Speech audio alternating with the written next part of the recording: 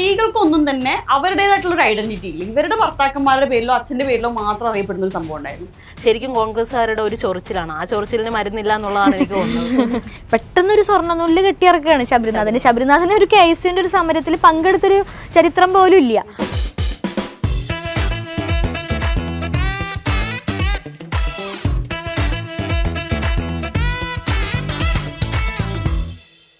കഴിഞ്ഞ ദിവസം നമ്മൾ എവിടെയാണോ പറഞ്ഞു നിർത്തിയത് അതിന്റെ തുടർച്ച എന്നുള്ള രീതി തന്നെ പോകേണ്ട അവസ്ഥയാണ്. കാരണം ഇപ്പോൾ ഏറ്റവും ലേറ്റസ്റ്റ് ആയിട്ട് PK ശ്യാമൾ ടീച്ചർക്ക് എഗെയിൻസ്റ്റ് ആയിട്ടുള്ള ഒരു വിഷയം, ഞാൻ ഈ 1952 ഇലക്ഷൻ്റെ സമയത്ത് ഉണ്ടല്ലോ, ഇലക്ഷൻ കമ്മീഷൻ അഭിമുഖീകരിച്ച ഏറ്റവും വലിയൊരു പ്രശ്നം എന്ന് പറഞ്ഞത് ഇലക്ടറൽ റോളിൽ ആളുകളുടെ പേര് ചേർക്കുന്ന സമയത്ത് സ്ത്രീകളുടെ പേരൊന്നുമില്ല. ഇതിന് പകരമൊക്കെ ഉണ്ടായിരുന്നത് ഇന്ന ആളുടെ ഭാര്യ അല്ലെങ്കിൽ ഇന്ന ആളുടെ മകൾ, അങ്ങനെ മാത്രം. അതായത് സ്ത്രീകൾക്കൊന്നും തന്നെ അവരുടേതായിട്ടുള്ള ഒരു ഐഡന്റിറ്റി ഇല്ല. ഇവരുടെ ഭർത്താക്കന്മാരുടെ പേരിലോ അച്ഛന്റെ പേരിലോ മാത്രം അറിയപ്പെടുന്ന ഒരു സംഭവം ഉണ്ടായിരുന്നു. അതുപോലെ സ്വന്തമായിട്ടുള്ള രീതിയിൽ ഉയർന്നു വന്ന സ്ത്രീകളെ പോലും അതെല്ലാം റദ്ദ് ചെയ്ത് കളഞ്ഞുകൊണ്ട് അവരെ ഇന്ന ആളുടെ ഭാര്യ എന്ന് മാത്രം, ഇന്ന ആളുടെ മരുമോ എന്ന് മാത്രം പറഞ്ഞു വരുന്നൊരു ട്രെൻഡ്, അല്ലെങ്കിൽ അത്തരത്തിൽ ഈ സ്ത്രീകളെ അല്ലെങ്കിൽ ഈ വ്യക്തികളെ ഒക്കെ തന്നെ അറ്റാക്ക് ചെയ്യുന്ന ഒരു രീതി കോൺഗ്രസിലുണ്ട്. അപ്പൊ അതിനെ കുറിച്ച് നമുക്ക് എന്തെങ്കിലും സംസാരിക്കണം എന്നാണ് എനിക്ക് തോന്നുന്നത്. ഇപ്പൊ സ്നേഹ പറഞ്ഞതിൽ ഇപ്പോൾ ലേറ്റസ്റ്റ് ആയിട്ട് നിൽക്കുന്ന ഒരു ന്യൂസാണ് PK ശ്യാമളയുടെ ന്യൂസ്. ഇപ്പൊ PK ശ്യാമള, ഇപ്പൊ ഞാനൊരു പാർട്ടി പ്രവർത്തകയോ ഞാനൊരു പാർട്ടി മെമ്പറോ അല്ല, പക്ഷെ ഞാൻ പത്രം വായിക്കുന്ന വ്യക്തിയാണ്. പത്രം വായിക്കുമ്പോൾ ഞാൻ പത്രത്തിൽ ഇവര് ആന്തൂർ നഗരസഭ ചെയർപേഴ്സൺ ആയിട്ടാണ് എനിക്ക് ഇവരെന്നെ ആദ്യമായിട്ട് അറിയുന്നത്. അന്ന് എനിക്ക് അറിയില്ല, ഞാൻ ഈ അടുത്താണ് മാഷിന്റെ ഭാര്യ എന്നൊക്കെ അറിഞ്ഞത്. അപ്പം ഇപ്പൊ എന്നിട്ട് അപ്പം നമുക്കറിയാമല്ലോ, ഇപ്പൊ ഇടതുപക്ഷത്തിന് സാധാരണ കേരളത്തിലുള്ള എല്ലാ മലയാളികൾക്കും അറിയാം, ഇടതുപക്ഷത്ത് ഒരാൾ നേതൃനിരയിലേക്ക് വരുമ്പോൾ അല്ലെങ്കിൽ ഒരു ചെയർപേഴ്സൺ ആകുമ്പോൾ അതൊരിക്കലും അവര് പെട്ടെന്നൊരു ചെയർപേഴ്സൺ ആയതായിരിക്കില്ല. അവരെന്തായാലും താഴെത്തട്ടെന്ന് പ്രവർത്തിച്ചിട്ട് തന്നെ ആയിരിക്കും വന്നിട്ടുണ്ടാവുക. ശ്യാമള ടീച്ചറിനെ സംബന്ധിച്ചിടത്തോളം ബാലസംഘത്തിൽ നിന്നൊക്കെ ഉയർന്നു വന്നിട്ടുള്ളതാണ്. കൃത്യമായിട്ടും പൊതുരംഗത്ത് നിൽക്കുന്ന ഒരു വനിതയാണ്. ഇപ്പം ഒരു മഴ പെയ്തപ്പം പെട്ടെന്ന് വന്ന് കയറിയിട്ടുള്ള ഒരാളല്ല. അതൊക്കെ ഈ പറയുന്ന പോലെ കോൺഗ്രസിന്റെ ഭാഗത്താണ്.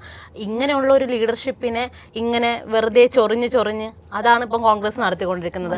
അതുപോലെ സൈബർ ഇടങ്ങളിൽ വന്നിട്ട് പല ഫേസ്ബുക്ക് പോസ്റ്റുകളും പിന്നെ കമന്റുകൾ, അതിനകത്തേക്കൊക്കെ ഒരു വനിത അത്രയേ ഉള്ളൂ, അല്ലെന്നുണ്ടെങ്കിൽ ഗോവിന്ദ മാഷിന്റെ വൈഫ്, അത്രയൊക്കെ ഉള്ളൂ ഇവർ എന്നുള്ള നിലയിലാണ് അതിനെ താരതമ്യം ചെയ്യുന്നത്. അത് ശരിക്കും കോൺഗ്രസ്സുകാരുടെ ഒരു ചൊറിച്ചിലാണ്. ആ ചൊറിച്ചിലിന് മരുന്നില്ല എന്നുള്ളതാണ് എനിക്ക് തോന്നുന്നത്. അല്ല, ഞാൻ മനസ്സിലാക്കുന്നതിന് ഈ കോൺഗ്രസ്സുകാർ ഇങ്ങനെ പറയാനുള്ള പ്രധാനപ്പെട്ട കാരണം എന്ന് പറയുന്നത് ഇവര് ശീലിച്ചു വന്നൊരു സാധനമുണ്ട്. പതിറ്റാണ്ടുകളായിട്ട് കോൺഗ്രസ് ഭരിക്കുന്നത് ആരാണ് നോക്കിക്കഴിഞ്ഞു കഴിഞ്ഞാൽ ഇതൊക്കെ തന്നെയും ഒരേ കുടുംബത്തിലെ മക്കളും മക്കളുടെ മക്കളും ഇവർ മാത്രം അധികാരത്തിൽ തുടരുക. അതെ, അങ്ങനത്തെ ഒരു ട്രെൻഡായിരുന്നു കോൺഗ്രസ്. അപ്പൊ അതാണ് ഇവർ കണ്ടുപിടിച്ചിട്ടുള്ളത്. ഇപ്പൊ നമ്മള് ഈ ജവഹർലാൽ നെഹ്റു, ഇന്ദിരാഗാന്ധി, രാജീവ് ഗാന്ധി, സഞ്ജയ് ഗാന്ധി, സോണിയാഗാന്ധി, പ്രിയങ്ക ഗാന്ധി, ഇങ്ങനെ ഒരു ഗ്രൂപ്പ് ഓഫ് ആളുകൾ മൊത്തം ഒരു കുടുംബത്തിൽ നിന്ന് വരുന്നൊരു കാഴ്ച നമ്മൾ കണ്ടിട്ടുണ്ട്. ഇന്ദിരാഗാന്ധി ഈ ജവഹർലാൽ നെഹ്റുവിന്റെ മരണശേഷം ലാൽ ബഹദൂർ ശാസ്ത്രി മന്ത്രിസഭ രൂപീകരിക്കുന്ന സമയത്ത് മന്ത്രിസ്ഥാനം വേണമെന്ന് ഇന്ദിരാഗാന്ധി അങ്ങോട്ട് ആവശ്യപ്പെടാണ്. അതായത് ജവഹർലാൽ നെഹ്റുവിന്റെ മകളായതുകൊണ്ട് എനിക്ക് മന്ത്രിസ്ഥാനം വേണമെന്ന് അവരങ്ങോട്ട് ആവശ്യപ്പെട്ടു. അതേസമയം ജവഹർലാൽ നെഹ്റുവിന്റെ സഹോദരിയായിട്ടുള്ള വിജയലക്ഷ്മി പണ്ഡിറ്റ് ഉണ്ട്. അവരെ നമുക്കറിയാം, ഒരുപാട് കാലം ഈ ഫ്രീഡം സ്ട്രഗിളിന്റെ ഭാഗമായിട്ടൊക്കെ നിന്നിട്ടുള്ള ആളാണ്. അപ്പൊ ഇവർക്ക് കിട്ടേണ്ട സ്ഥാനമാണ് ഇന്ദിരാഗാന്ധി ചോദിച്ചു മേടിക്കുന്നത്. അതുപോലെ തന്നെ സോണിയാഗാന്ധി രാജീവ് ഗാന്ധിയെ വിവാഹം കഴിക്കുന്ന സമയത്ത് രാജീവ് ഗാന്ധിയോട് പറയുന്നുണ്ട് ഇത്തരത്തിൽ ഈ പ്രകടമായിട്ടുള്ള രാഷ്ട്രീയത്തിലൊന്നും പോകരുത് എന്ന്. കാരണം ഇവരുടെ വിവാഹ സമയത്ത് അത് കുറച്ച് പ്രശ്നമായിരുന്നു. ഇറ്റലിക്കാരിയാണല്ലോ, അവരുടെ ഫാമിലിയിൽ അത് കുറച്ച് പ്രശ്നമായിരുന്നു. എന്നിട്ട് പക്ഷേ രാജീവ് ഗാന്ധിയുടെ മരണശേഷം ഈ പറയുന്ന സോണിയാഗാന്ധി, അതായത് ഇവർ ഇറ്റലിക്കാരിയാണ്, ഇവർക്ക് ഹിന്ദി അറിയില്ല, അതുപോലെ തന്നെ 15 വർഷമായിട്ട് ഇവർ സിറ്റിസൺഷിപ്പ് സ്വീകരിച്ചിട്ടില്ല എന്നൊക്കെ പറഞ്ഞ് ഓപ്പോസിഷൻ പാർട്ടികളൊക്കെ ഇതിനെതിരെ ഇങ്ങനെ പറയുന്ന സമയത്ത് ഇവർക്ക് നേതൃസ്ഥാനം കൊടുക്കരുത് പറയുമ്പോൾ സോണിയാഗാന്ധി പറയുന്നൊരു വാക്കെന്ന് പറയുന്നത്, ഞാൻ ഇന്ദിരാഗാന്ധിയുടെ മരുമകളായ സമയത്ത് തന്നെ ആ നാളിൽ തന്നെ ഞാൻ ഹൃദയം കൊണ്ട് ഇന്ത്യക്കാരിയായി എന്നാണ്. അപ്പൊ അങ്ങനെ ഈ കുടുംബ ബന്ധങ്ങളിലൂടെ മാത്രം അധികാര കസേരയിൽ ഏറുന്ന ഒരു പാരമ്പര്യമാണ് കോൺഗ്രസിനുള്ളത്. അതിൽ നിന്ന് വ്യത്യസ്തമായിട്ടുള്ള ആളുകൾ ഉണ്ടാവുന്നു, അങ്ങനെയുള്ള സ്ത്രീകൾ നേതൃനിരയിലേക്ക് വരുന്നു വിശ്വസിക്കാൻ തന്നെ കോൺഗ്രസിന് അങ്ങോട്ട് ബുദ്ധിമുട്ടാണ്. ഇതിപ്പോ കോൺഗ്രസിന്റെ ദേശീയ തലത്തിലുള്ള കാര്യമാണ് ഇപ്പൊ സ്നേഹം പറഞ്ഞത്. ഇപ്പൊ നമുക്ക് കേരളത്തിലത്തെ സ്ഥിതി നോക്കാം. ഇപ്പൊ കേരളത്തിലെ പൊതുവിതരണ വകുപ്പ് മന്ത്രിയായിരുന്നു ജേക്കബ്. അദ്ദേഹത്തിന്റെ മരണശേഷം അനൂപ് ജേക്കബ് വരുന്നു. ഒരുപാട് MLA-മാരുണ്ട്. വേറൊരു MLA-നെ മന്ത്രിയാക്കിയില്ല. അനൂപിനെ ബൈ ഇലക്ഷൻ നിർത്തുന്നു, അയാൾ ജയിക്കുന്നു. കാരണം അവരുടെ കോൺഗ്രസിന്റെ സിറ്റിംഗ് സീറ്റാണ് ആ മണ്ഡലം. അനൂപ് പെട്ടെന്ന് MLA ജയിച്ച് പിറ്റേ ദിവസം തൊട്ട് മന്ത്രിയാകുന്നു. ഇപ്പൊ കാർത്തികേയൻ അരുവിക്കര കാർത്തികേയൻ എന്താണ് അന്തരിച്ച ശേഷം പെട്ടെന്നൊരു സ്വർണ്ണനൂല് കെട്ടിയിറക്കുകയാണ് ശബരിനാഥന് ഒരു KSUവിന്റെ ഒരു സമരത്തിൽ പങ്കെടുത്തൊരു ചരിത്രം പോലും ഇല്ല. അപ്പം അങ്ങനെ ഒരുപാട് നേതാക്കള് ഇപ്പം ഹൈബിയുടെ പക്ഷെ ഇതേപോലെ അയാളുടെ അച്ഛന്റെ കെയർ ഓഫ് മാത്രമല്ല അയാൾ പ്രവർത്തിച്ചിട്ടാണ് വന്നിട്ടുള്ളത്. പക്ഷെ എന്നാലും ഇത്തരത്തിലൊരു പാരമ്പര്യം കൊണ്ട് വരുന്ന ഒരു ചാണ്ടിയുമ്മന്റെ കാര്യം മറിയമ്മൻ പിന്നെയും അച്ഛന്റെ പ്രചരണ രംഗത്തെങ്കിലും ഇറങ്ങിയിട്ടുണ്ട്. ചാണ്ടിയുമ്മൻ അതുവരെ ഇറങ്ങിയിട്ടില്ല. അദ്ദേഹത്തിന്റെ മരണശേഷമാണ് ചാണ്ടിയുമ്മനെ കുറിച്ച് നമ്മള് കേൾക്കുന്നത് മലയാളികൾക്ക് കൂടുതൽ പരിചിതമാകുന്നത്. അപ്പൊ കോൺഗ്രസിന് തെറ്റ് പറഞ്ഞിട്ട് കാര്യമാണ്, കോൺഗ്രസ് നവീകരിക്കാൻ തയ്യാറായിട്ടില്ല. ഇത്തരത്തിലുള്ള ഇപ്പൊ രണ്ടാം പിണറായി സർക്കാർ വന്നു. രണ്ടാം പിണറായി സർക്കാർ വരുന്ന സമയത്ത് ഇവര് ഈ തെരഞ്ഞെടുപ്പ് രണ്ടാം പിണറായി സർക്കാരിന്റെ വരുന്ന തെരഞ്ഞെടുപ്പ് സമയത്ത് കോൺഗ്രസ് തെരഞ്ഞെടുപ്പ് പ്രചരണത്തിന് ഉപയോഗിച്ച ഒരു മേഖല എന്ന് പറയുന്നത് സാജൻ സക്കറിയയുടെ മറുനാടൻ മലയാളിയാണ്. അതാണ്. അപ്പൊ അവർക്ക് ഇത്തരത്തില് സ്വയം നവീകരിക്കപ്പെടാൻ തയ്യാറാകുന്നില്ല. അപ്പൊ അതുപോലത്തെ ആളുകള് കുശുമ്പ് കുനിറ്റ് ഇതുപോലത്തെ ഒരു തരം റൂമർ പറച്ചിലുകള് ഇതിലിഷ്ടപ്പെട്ട് ഇതാണ് ജീവിതം അല്ലെങ്കിൽ ഇതാണ് രാഷ്ട്രീയ പ്രവർത്തനത്തിനൊക്കെ പറ്റുന്ന ഒരു സാധനം എന്ന് വിചാരിച്ച് ജീവിക്കുന്ന ഒരു ആളുകളായിട്ട് എനിക്ക് തോന്നിയിട്ടുണ്ട്. കോൺഗ്രസ് കൊണ്ടുവന്നില്ല എങ്ങനെയാണെന്ന് നമ്മൾ പറഞ്ഞില്ലേ, ശരിക്കും ഇങ്ങനെയാണ്. ഇത് ഇനി മാറും എന്ന് കരുതിയിട്ട് കേരളത്തിലെ ജനങ്ങൾ ഇങ്ങനെ ആശിച്ചോണ്ടിരുന്നിട്ടൊന്നും കാര്യമില്ല. ഇവര് മാറാൻ വേണ്ടി പോകുന്നില്ല.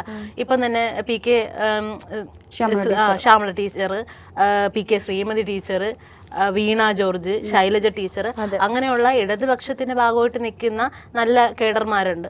അപ്പൊ അവരുടെ മെറിറ്റുകൾ പറഞ്ഞുകൊണ്ട് അവരെ ഡിഫെൻസ് ചെയ്യാൻ വേണ്ടിട്ട് കോൺഗ്രസിന് പറ്റില്ല. അപ്പോ ഇനിയിപ്പോ ആകെ ഉള്ളത് ഇങ്ങനെയൊക്കെ പറയാം. അതാണ് അവർ എന്ന് വെച്ചാൽ ആശയം കൊണ്ട് നേരിടാൻ വേണ്ടിയിട്ട് കോൺഗ്രസ്സുകാർ തയ്യാറല്ല. അപ്പം പിന്നെ വനിതയാണല്ലോ, അപ്പം പിന്നെ അങ്ങനെയൊക്കെ ഒന്ന് വെച്ച് അലക്കി നോക്കാം. പക്ഷെ അതൊന്നും ഏക്കുന്നില്ല എന്നുള്ളത്. ഇപ്പൊ തിരുവനന്തപുരത്ത് കാര്യം തന്നെ നോക്കാം. അപ്പൊ തിരുവനന്തപുരത്ത് മേയറായിട്ട് ആര്യ രാജേന്ദ്രൻ വരുന്ന സമയത്ത് അംഗനവാടിയിലെ കുട്ടി, പക്വതയില്ലാത്ത കുട്ടി എന്നൊക്കെ പറഞ്ഞിട്ടാണ് മേയറായിട്ട് ഇവര്. അതായത് ആര് എന്തോരം പ്രവർത്തനങ്ങൾ ഇപ്പൊ ഈ പൊങ്കാല നമുക്ക് അറിയാലോ. ഇപ്പൊ നമ്മൾ കണ്ടതാണ് ഈ പൊങ്കാലയുടെ അവസ്ഥ. അപ്പൊ ഇപ്പൊ എങ്ങനെയായിരുന്നു ആ അംഗനവാടി കുട്ടി ഭരിച്ചിരുന്നുള്ളത് ഇപ്പൊ തിരുവനന്തപുരംകാർക്ക് നന്നായിട്ട് മനസ്സിലായിട്ടുണ്ട്. പൊങ്കാലയ്ക്ക് ഉപയോഗിക്കുന്ന ഇഷ്ടികൾ ഉപയോഗിച്ച് വീടുകൾ പണിയുന്ന അന്ന് വിമർശിച്ചിരുന്നവര് ഇപ്പൊ അധികാരത്തിൽ ആ ചുടുകട്ട എറിഞ്ഞ് പൊട്ടിക്കുകയൊക്കെ. എന്നിട്ട് ഇപ്പം അതിനായിട്ട് ആര്യക്ക് എന്തോരം അവാർഡുകൾ കിട്ടിയിട്ടുണ്ടെന്ന് അറിയാം. അപ്പൊ ഇവർക്ക് സ്ത്രീകൾ നേതൃത്വം ഇപ്പൊ ആര്യ മാത്രമല്ല, സ്നേഹ ഇങ്ങനെ മത്സരിച്ച സമയത്ത് എന്തോ കണ്ണു തുറക്കാൻ കഴിയാത്ത ഒരു പൂച്ചക്കുഞ്ഞിനെ മത്സരിപ്പിക്കാൻ വേണ്ടിട്ട് ഇടത് മുന്നണി തയ്യാറാകുന്നു എന്ന് പറഞ്ഞിട്ടൊക്കെ ഉള്ള ഒരു സാധനം ഉണ്ടായിരുന്നു.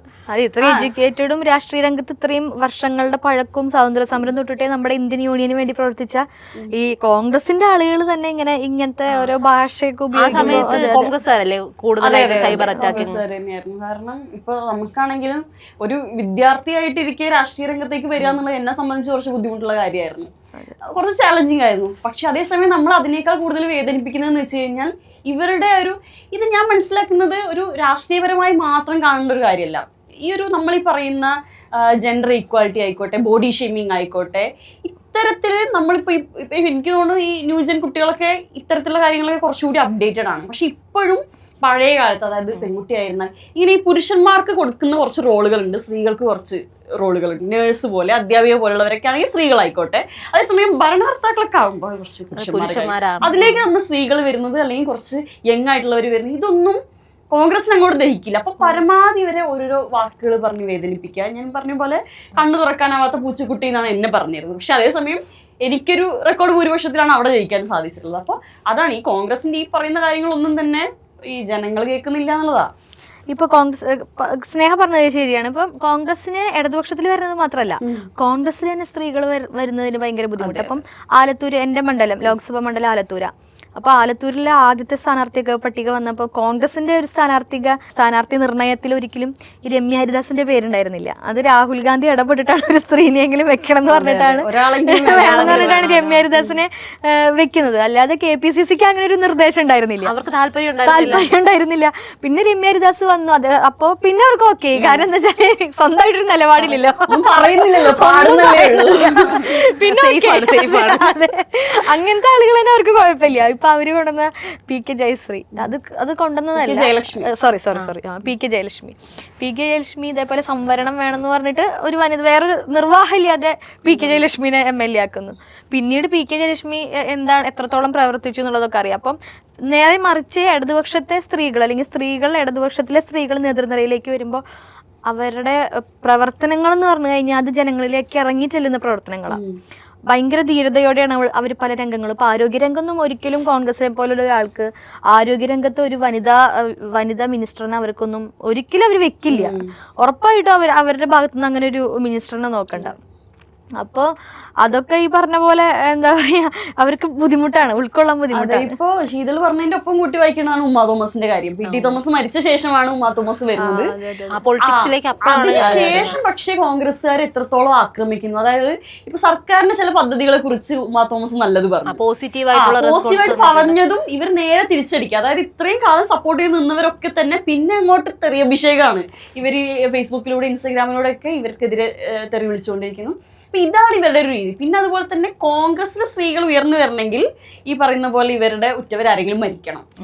ഒന്നെങ്കിൽ ഇപ്പൊ ഉമ്മൻചാണ്ടി മരിച്ചത് കൊണ്ട് അവരുടെ മകൻ വരുന്നു, അതുപോലെ തന്നെ PT തോമസ് മരിച്ചത് കൊണ്ട് മാത്രം ഉമാ തോമസ് വരുന്നു, അതുമില്ല. പിന്നെ അതുപോലെ ഞാൻ ശ്രദ്ധിച്ചൊരു കാര്യം എന്ന് പറഞ്ഞാൽ ഗോഡ് ഫാദേഴ്സ് ഇല്ലെങ്കിൽ നിലനിൽക്കാൻ പറ്റില്ല, ഭയങ്കര ബുദ്ധിമുട്ടാണ്. ഇപ്പൊ നമ്മൾ തൃശ്ശൂര് ലാലി ജെയിംസിനെ കണ്ടു.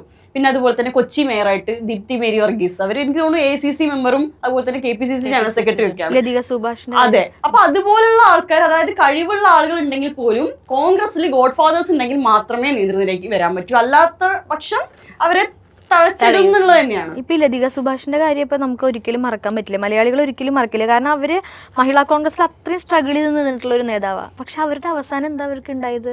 അവർ കോൺഗ്രസ്സുകാർക്ക് മുന്നിൽ നിന്ന് സമരം ചെയ്യുന്നു. അതായത് ഇത്ര മുതിർന്ന നേതാവായിട്ട് പോലും അവർക്കൊരു പരിഗണന കൊടുക്കാത്ത ഒരു പാർട്ടിയാണ്.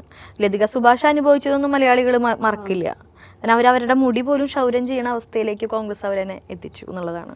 ഈ കോൺഗ്രസിന്റെ സോഷ്യൽ മീഡിയ ഇപ്പം പറഞ്ഞു വെക്കുന്നതെന്ന് വെച്ചാൽ, അല്ലെങ്കിൽ അവർ പറയണത് ഗോവിന്ദ മാഷിനെ PK ശ്യാമള കല്യാണം കഴിച്ചത് എന്തോ വലിയ കുറ്റമായി പോയി എന്നുള്ള രീതിയിലാണ്. എന്ന് വെച്ചാൽ ഗോവിന്ദ മാഷിന്റെ ഭാര്യയാണല്ലോ, അപ്പോൾ ഗോവിന്ദ മാഷിന്റെ ഭാര്യ എന്നുള്ള ലേബലിൽ മാത്രം PK ശ്യാമള അറിഞ്ഞാൽ മതി എന്നുള്ള രീതിയിലാണ് മാധ്യമങ്ങളും സൈബറിന്റെ കോൺഗ്രസിന്റെ ആൾക്കാരും ഒക്കെ ഇടുന്നത്. പക്ഷേ മെറിറ്റ് ഉണ്ട്.